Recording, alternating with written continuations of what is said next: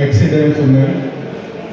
Mostly basic rules follow చేస్తే, for example wrong driving, just 5-10 minutes save చేయడానికి wrong side నుంచి వెళ్తే మీరు మీ వాళ్ళు లైఫ్ కూడా డేంజర్లో పెడుతున్నారు.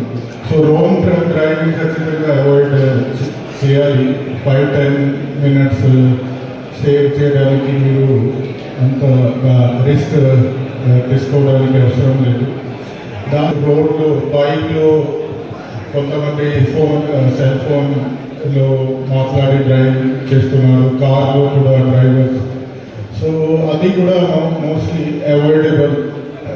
సో ఫోకస్ డ్రైవింగ్ కాకుండా సెల్ ఫోన్లో పోతుంది. సో అది కూడా అవాయిడ్ చేయాలి.